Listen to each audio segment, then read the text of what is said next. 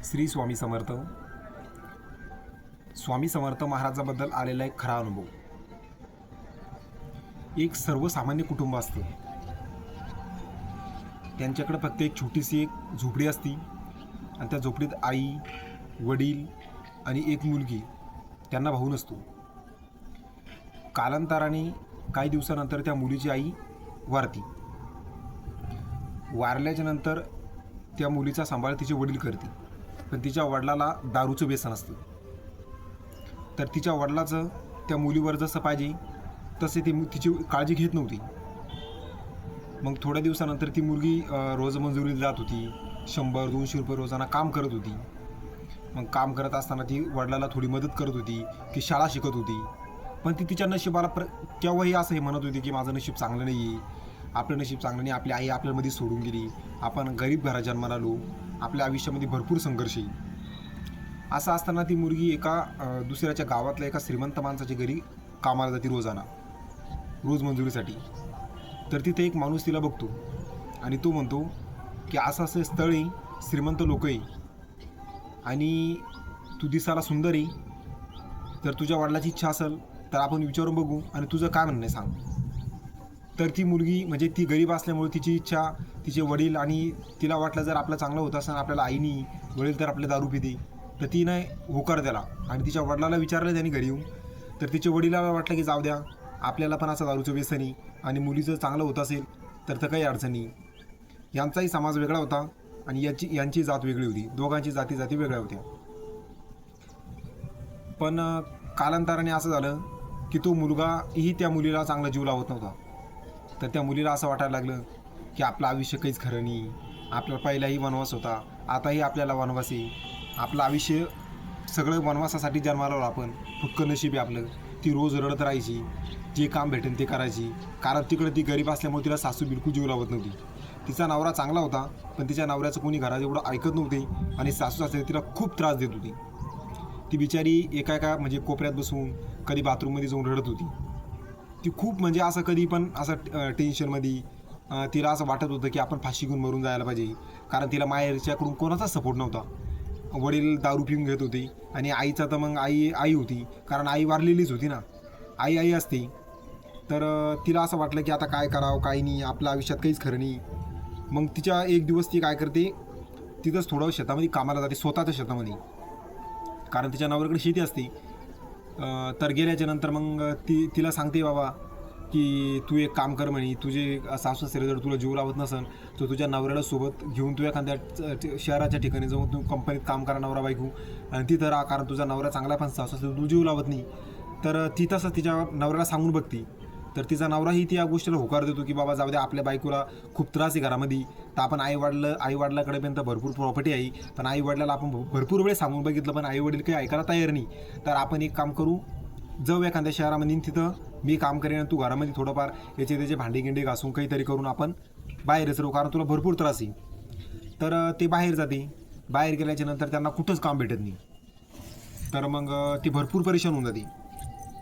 मग ते असं करता त्यांना एका कंपनीत काम भेटतं आणि मग तिचा नवरा रोज कामाला जात होता आणि तिलाही तिच्या शेजारी बाईकडून सांगितलं की बाई, तुझी जर एवढी परिस्थिती गरीब असन तर तूही कुठं भांडी कुंडीला जाय.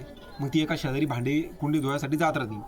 मग ती तिथली मालकीन तिला सांगते की तू स्वामी सेवा कर, स्वामी सेवा जर तू मार्गात आली तर तुझं चांगलं होईल. तर तिला नवीन असल्यामुळे तिला विश्वास नाही बसला. तिला वाटलं काय स्वामी, आपलं नशीबच असं आहे, आपल्याला काय अनुभव येणार आहे, आपल्या नशिबात सगळं गरिबी लिहिली, काय करणार आहे देव. तर तिनं 1-2 वेळेस टाळाटाळ केली. पण महाराजाची काही तिला म्हणजे तिचं चांगले दिवस येणार होते आणि महाराजाच्या जोपर्यंत महाराजाची इच्छा होत नाही तोपर्यंत महाराजाच्या केंद्रातही कोणी जात नाही. त्याचप्रमाणे तिला त्या ताईने भरपूर आग्रह केला, तर ती सेवा करायला सुरुवात केली. तिचा नवरा त्याच दिवशी, तिनं ज्या दिवशी सेवा करायला सुरुवात केली त्याच दिवशी तिच्या नवऱ्याचा जॉबही गेला. तिचा नवरा त्याच दिवशी संध्याकाळी आला घरी, म्हणे आपला जॉब गेला म्हणे. तर ती अनेक अचंबी झाली. तिला वाटलं मी आजच सेवा चालू केली आणि आजच माझ्या नवऱ्याचा जॉब गेला, मग या असं कसं.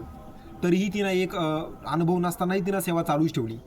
मग तिच्या नवऱ्याला एक दिवस, मग दुसऱ्या की तिसऱ्या दिवशी ते जॉब बघायसाठी तिचा नवरा कुठेतरी गेला. मग तिचा नवरा जॉब विचारत होता की बाबा मला दुकानावर काम भेटेन का, असं 3-4 दुकानावरती विचारत होता. पण तो एका दुकानावर गेला, तिथे त्याला स्वामी समर्थ महाराजाचा फोटो दिसला. आणि त्याच दुकानातल्या मालकाने सांगितलं की आमच्याकडे तुला काम भेटल.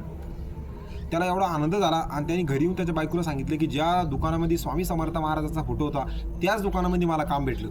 ती दोघंही एवढे खुश झाली आणि त्यांना महाराजावर विश्वास थोडा बसला की महाराज आहे आणि महाराज आपल्या पाठीही 100% आहे. मग ते दोघंही नवरा बायको सेवा करायला लागली. कालांतराने त्यांनी महाराजांची एवढी सेवा केली की तो जो मालक होता त्या मालकाने याच्यापेक्षा दुसऱ्या ठिकाणी मोठं दुकान टाकलं आणि ते जे दुकान आहे ते दुकान त्याला देऊन टाकलं आणि ते दुकान होतं सोन्याचं दुकान. ते सोनार होता पहिला. मग यांनी थोडंफार ते जे दुकान होतं ते सोनाराचं दुकान त्याच्यामध्ये थोडं काही कमी जास्त सोनं घेणं करून ते डेव्हलप करता त्यांचं भरपूर मोठं सोनाराचं दुकान झालं. आणि त्या ताईने सांगितलं की आमचा रोजचा इन्कम आहे म्हणे आता 15,000 ते 20,000 रुपये. अक्षरशः जेव्हा तो अनुभव आम्ही ऐकला, केंद्रामध्ये ऐकला होता आम्ही अनुभव, तर आमच्या डोळ्यामध्ये पाणी आलं होतं.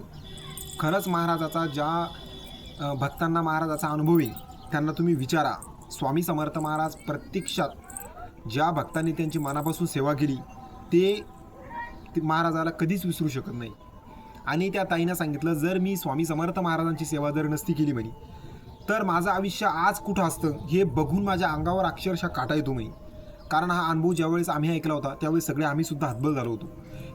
कारण त्या ताईची एवढी परिस्थिती गरीब होती लहानपणी बसून, तिनं फक्त गरिबी बघितली होती आणि नंतरही लग्न झाल्याच्या नंतर तिला प्रत्यक्षात त्रास होता.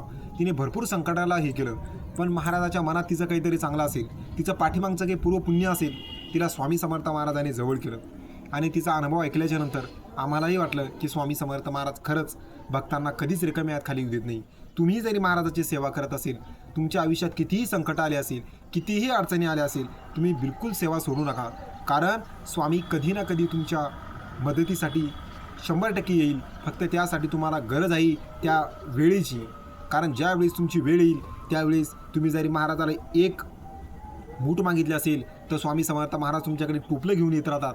पण आपल्याला तोपर्यंत दम पाहिजे. आणि हा आलेला अनुभव मी तुम्हाला सगळ्यांना यासाठी सांगतो की कारण तुम्ही जरी स्वामी सेवा करत असेल आणि तुम्हालाही जर संकट आले असेल तर तुम्ही घाबरू नका. येणारा काळ हा तुमचाच असेल. स्वामी समर्थ महाराज 100% तुम्हाला मदत करेल. फक्त तुम्ही सेवा करा, सेवा चालू ठेवा, जेवढी होईल तेवढी सेवा करा. असं मी म्हणत नाही की तुम्ही 3 माळी आणि 11 अध्याय आणि 3 अध्याय आणि 11 माळीच घ्या असं मी म्हणत नाही. पण जेवढी सेवा होईल तेवढी करा.